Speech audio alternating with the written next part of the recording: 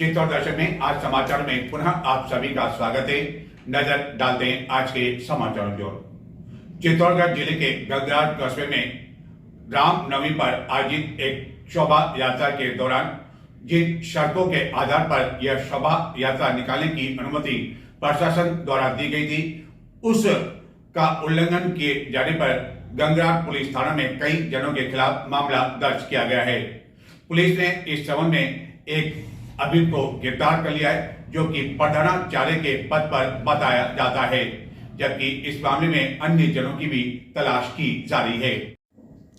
चित्तौड़गढ़ जिले के गंगरार कस्बे में रामनवमी के अवसर पर निकाली गई शोभा यात्रा के दौरान एक विवादित झांकी को रोकने के मामले में उपखंड मजिस्ट्रेट गंगरार द्वारा जारी अनुमति में उल्लिखित शर्तों का उल्लंघन करने पर गंगरार थाना पुलिस ने एक अभियुक्त को गिरफ्तार कर लिया, जो वर्तमान में बस्सी स्कूल में प्रधानाचार्य के पद पर बताए जाते हैं, जबकि अन्य जनों के खिलाफ भी मामला दर्ज किया है और उनकी भी तलाश की जा रही है।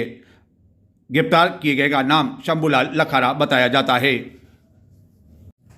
चित्तौड़गढ़ जिले के मंगलवार पुलिस थाना ने 5 किलो से अधिक अवैध अफीम जब्त कर 2 अभियुक्तों को गिरफ्तार कर लिया, जो कि एक मोटरसाइकिल पर ले जा रहे थे और पुलिस को मुखबिर से सूचना मिलने पर नाकाबंदी के दौरान यह अफीम जब्त की गई।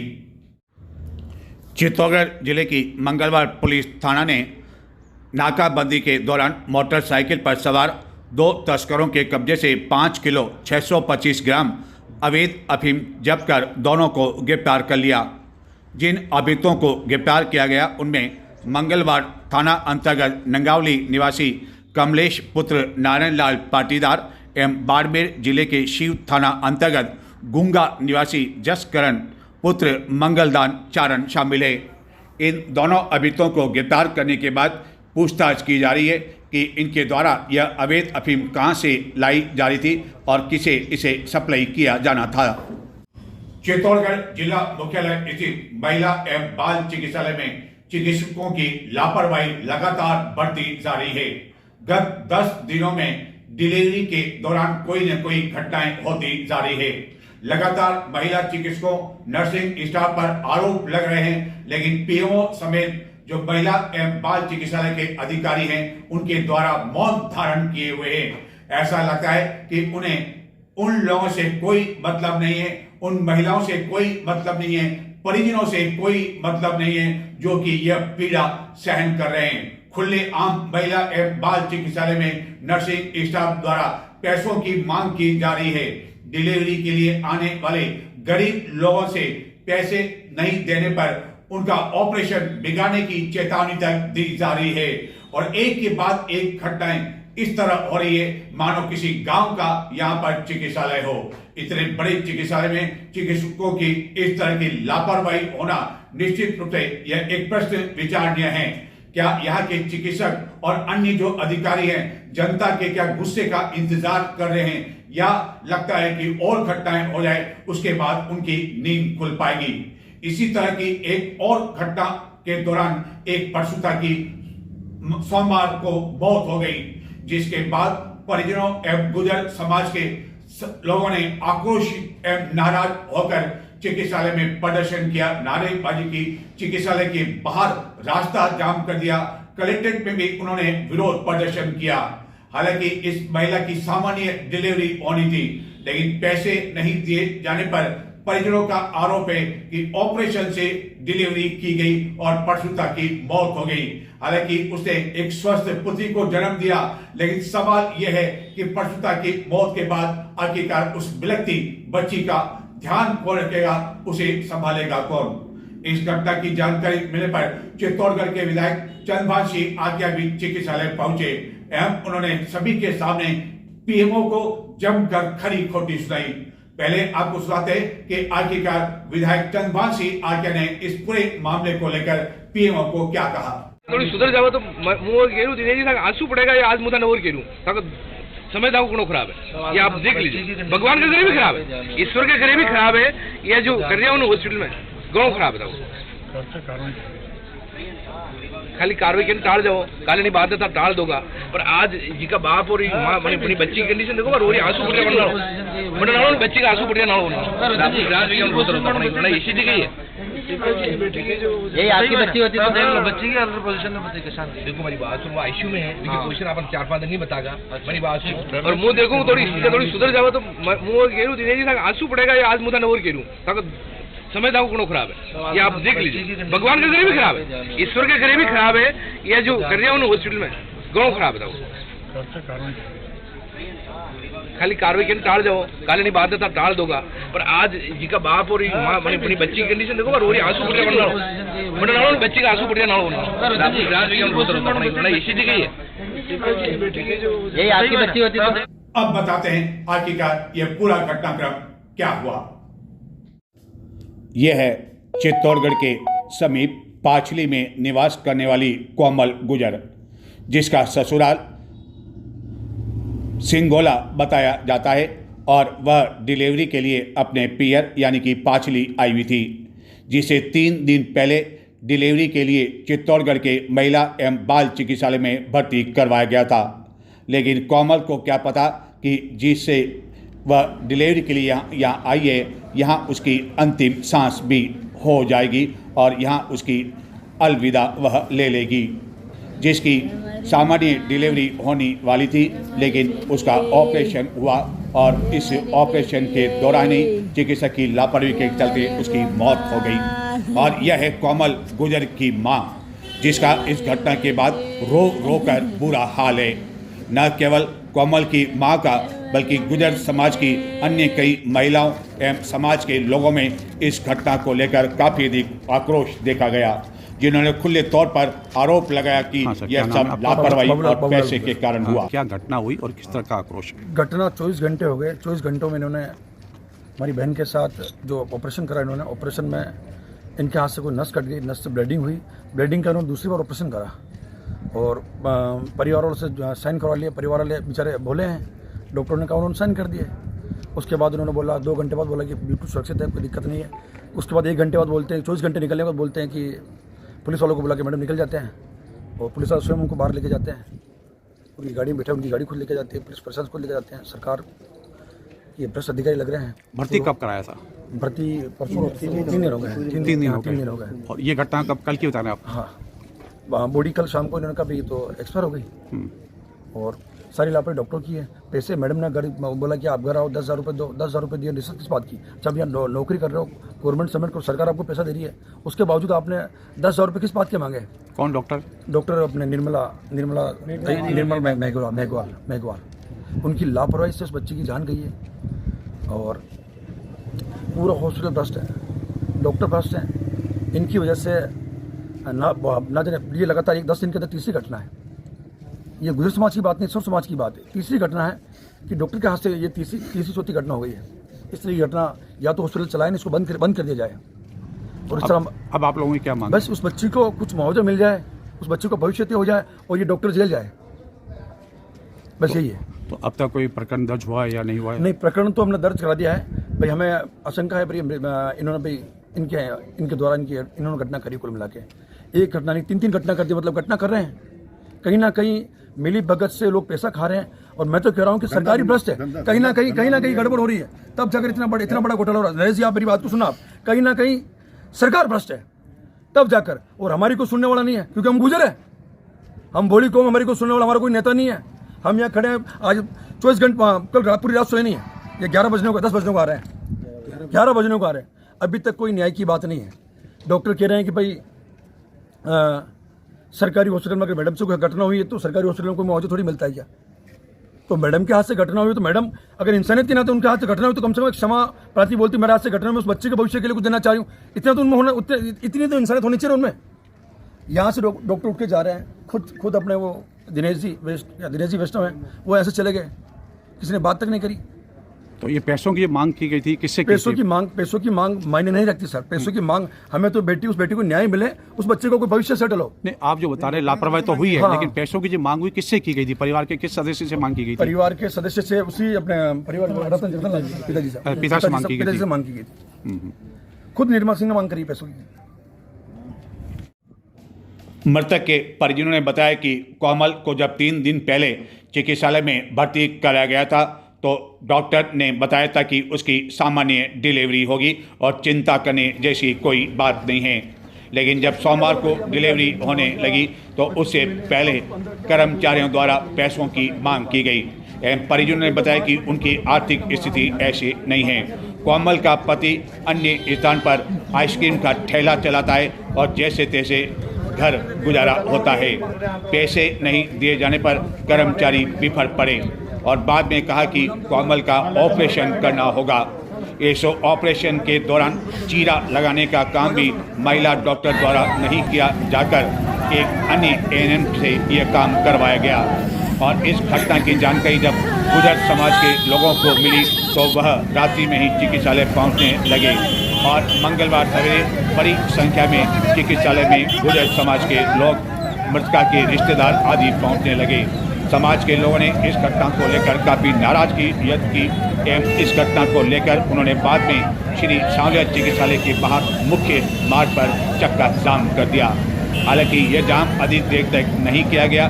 समाज के लोगों को जब लगा कि रास्ता जाम करने को लेकर मामला दर्ज किया जा सकता है पुलिस द्वारा, तो इस पर वह सांकेतिक तौर पर यहाँ चक्का जाम करने के बाद पैदल ही एक जुलूस के रूप में कलेक्ट्री के लिए रवाना हो गए। चित्तौड़गढ़ के महिला एवं बाल चिकित्सालय में गत 10 दिनों में प्रसूताओं की मौत या लापरवाही को लेकर ये लगातार तीसरी घटना है। लेकिन इसके बावजूद चिकित्सालय प्रबंधन द्वारा किसी तरह की कोई कार्रवाई नहीं की जा रही है एवं खुले आम पैसे मांगे जाने लगे हैं। गरीब यहाँ इलाज करवाने के लिए आता है ये सोचकर कि सरकार की कई कल्याणकारी योजनाएं, कई तरह का सरकार द्वारा प्रचार किया जाता है कि निःशुल्क इलाज किया जाएगा, निःशुल्क उपचार किया जाएगा, किसी तरह का कोई पैसा नहीं लिया जाएगा। लेकिन उन्हें क्या पता कि चिकित्सालय में डिलीवरी के नाम पर, उपचार के नाम पर भी पैसा लेने के लिए कई लोग मुंह खुले बैठे हुए हैं। ऐसा लगता है कि शायद सरकार उन्हें वेतन नहीं दे रही है। अच्छा खासा वेतन होने के बावजूद गरीब लोगों को किस तरह पैसा वसूल किया जाता है उसके कई उदाहरण चिकित्सालय में देखने को मिला करते हैं। और आखिरकार एक और प्रसूता की चिकित्सकों की लापरवाही के चलते मौत हो गई एवं चक्का जाम करने के बाद गुर्जर समाज के लोग, परिजन, रिश्तेदार आदि पैदल ही एक रैली के रूप में कलेक्ट्री के लिए रवाना हो गए। कलेक्ट्री पहुंचे पर उन्होंने यहां भी इस घटना को लेकर प्रदर्शन किया, नारेबाजी की, काफ़ी देर तक धरने पर बैठे रहे। संबंधित महिला चिकित्सक को बर्खास्त किए जाने एवं मृतका के परिजन की आर्थिक स्थिति काफ़ी कमज़ोर होने के कारण 50 लाख रुपए बतौर मुआवजा दिए जाने की मांग की जाने लगी। इस दौरान पूर्व विधायक बद्रीलाल जाट एवं अन्य जनप्रतिनिधि भी यहाँ मौजूद थे। कई घंटे तक धरना चला, प्रदर्शन हुआ, लेकिन मिला केवल आश्वासन। भाजपा से निलंबित नेता ज्ञानदेव आहूजा द्वारा जिस तरह एक मंदिर में कांग्रेस नेताओं के प्रवेश के बाद गंगा के पानी से सफाई कराई गई, गंगा नदी के पानी से, उसको लेकर पूरे राजस्थान में कांग्रेस जनों में काफी अधिक विरोध, आक्रोश एवं गुस्सा व्याप्त है। अन्य लोगों में भी इस बात को लेकर नाराजगी है कि क्या मंदिर में कांग्रेस के लोगों के जाने की अनुमति नहीं है और जिस तरह की मानसिकता का परिचय एक भाजपा के बड़े नेता द्वारा की गई वह काफी दुर्भाग्यपूर्ण स्थिति है। हालांकि भाजपा ने तत्परता से कदम उठाते हुए बिना कोई नोटिस दिए ही ज्ञानदेव आहूजा को निलंबित कर दिया। इस घटना के विरोध में पूरे राजस्थान में मंगलवार को विरोध प्रदर्शन किया गया। चित्तौड़गढ़ में भी कलेक्ट्रेट चौराहे पर ज्ञानदेव आहूजा का पुतला फूंका गया, नारेबाजी की गई, प्रदर्शन किया गया।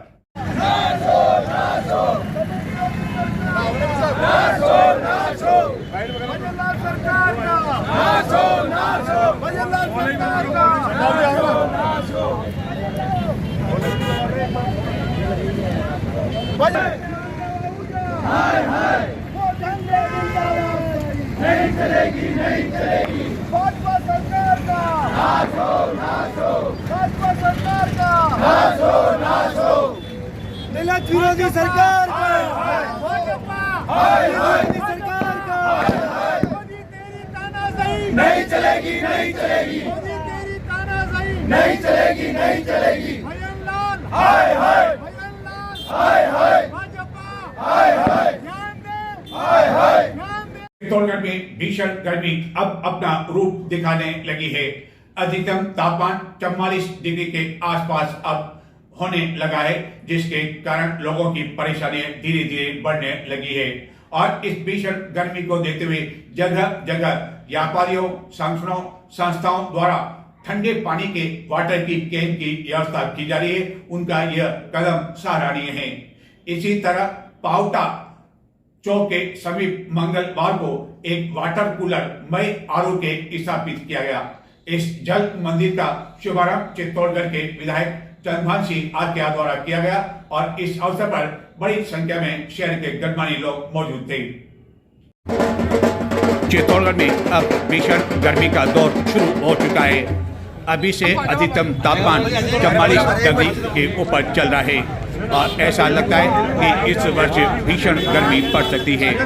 इस भीषण गर्मी के बीच चित्तौड़गढ़ के शहरी क्षेत्र में गोल प्याऊ सेवा समिति द्वारा स्थापित वाटर कूलर मई आरओ का शुभारंभ चित्तौड़गढ़ के विधायक चंद्रभान सिंह आर्या द्वारा किया गया।